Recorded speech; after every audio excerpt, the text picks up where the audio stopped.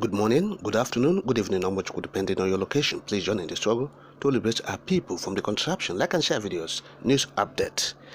Terrorists freely buy weapons in the market, and that individuals should be allowed to do so to protect themselves. That's according to the northern governor. Now, a northern governor, his name is Diko Rada. Diko Rada is the governor of Katsina State. Is raising alarm over the activities of the terrorists in his state. Terrorists say they are buying weapons like AK-47 RPG freely in an open market. Said, and the citizens should be allowed to buy their own for self-defense. That's what he's saying, meaning the military has failed, the security has failed, the security architecture has failed completely. Yes, he said the citizens should be allowed to buy their own for self-defense. What does that mean? It means simply that the Nigerian army, they should go and know what they're doing to themselves. Yes, the security of the country, the internal security, is under the Nigerian police. Yes, but if there is an insurrection that is very strong, that the police cannot handle, then the army will not come. That's the way it is. So, but the army has been drafted to the internal security of Nigeria for decades, and the governor is saying this.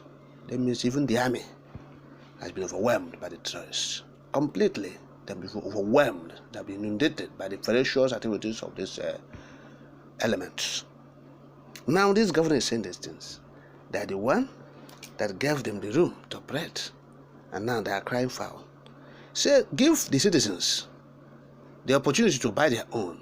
Since terrorists are buying their own in an open market, now where is the army? Where is the police? The DSS? Since these people are getting these weapons in open market, so what's their job? The DSS that is in the southeast causing problem, what are they doing in northern Nigeria? In an open market, people are buying RPG.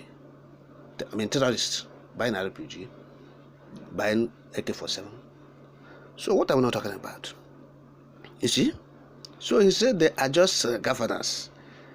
They are just chief security officers. No power was given to them. And that he's calling for self-defense. That's what the governor is saying. All right. Let me quote part of his statement. Quote, "We governors are so-called chief security officers of our states, but we don't have the authority to command the military, police, or civil defense. They receive orders from above. In our efforts, we have come up with the intelligence unit within the Katsina Community Watch Corps. This intelligence unit, even the core member don't know them. The reason for setting it up is to check the essences of the Watch Corps and also to gather information. There are some traditional rulers who are identified, and those ones are already under scrutiny. So we are not sparing anybody, even commissioners in my regime. We are not going to spare anybody found to be involved in one criminal activity or the other. We are talking about the lives of over 10 million people, not one single individual. No single individual is more important than 10 million people, or the lives of an innocent person in the village. We are trying as much as possible to gather a lot of information together with intelligence we are getting from the DSS, so that we can build a network that we can arrest and prosecute any person found wanting. It is a double-edged sword. We cannot fold our arms and say we will not protect ourselves because we don't have the sophisticated arms that these bandits have. We have the numbers, we have the zeal and the determination. And you should remember, if they are going for any outing, it is just like the way it was done in Brno to the civilian JTF. They will be covered by the police and the military who are heavily armed. So I think it is a concerted and joint effort, and I think gradually we are working within what the law allows us to possess. We are driving towards that, and we are seeking reforms within the federal government in that regard. If a bandit can go to the market and buy AK-47, RPG, and all of those weapons, what of the people that want to protect themselves? They too should equally be allowed to do so. These people are holding it illegally. We are trying to hold it legally. Why can't the government allow the people to hold this thing and equally confront the challenges? I've stopped quoting. You have seen it now. He said government should allow them to have it. But in the Southeast, they said, oh no, the BLA should be disbanded. Oh, ESN, nowhere. That's the government.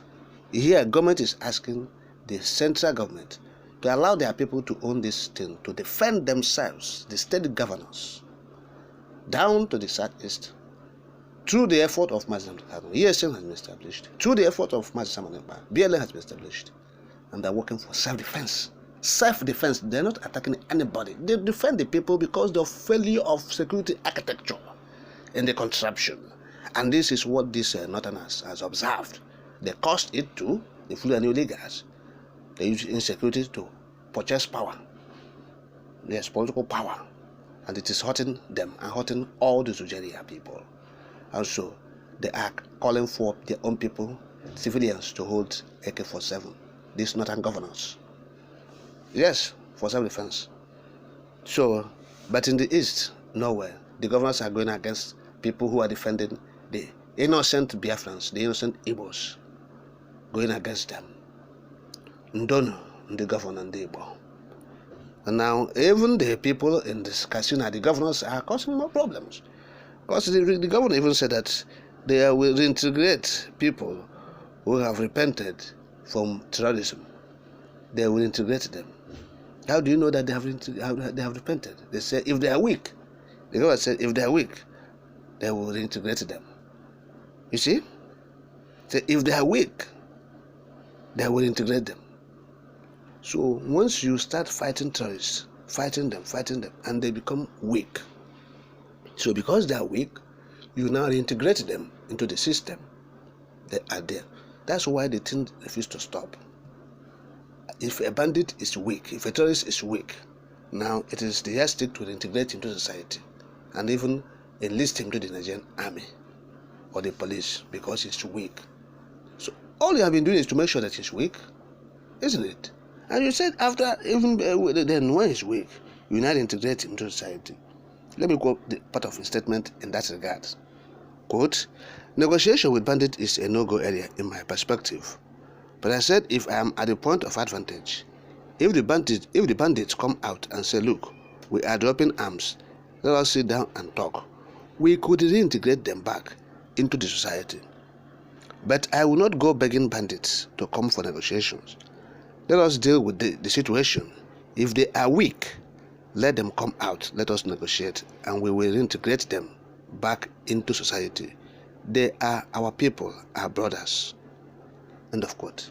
They are our people, our brothers. Terrorists, those who have taken up arms and killed thousands of people, unprovoked, who did nothing to them. Thousands of civilians throwing bombs and everything. And now you said, oh, they are weak. So all the things you have been doing is to weaken them. Prosecute, arrest them, prosecute them, so that others it will serve as a serious deterrent to others. And now after everything they surrender, you said you are recruiting them. Why hell? What's happening here? You say, that's nonsense, nonsense. So others will join it. And after, integrating them, you give them starter packs, give them money, give them everything. So others who are not into it will start envying them, and they will join. So these are the things, they are terrorists. Alright? So, and they should be dealt as one. In the Southeast, people are defending their territory, defending their people who are fighting for liberation of the Biafrans. Are you asking them? Hey, stop that, you are attacking them.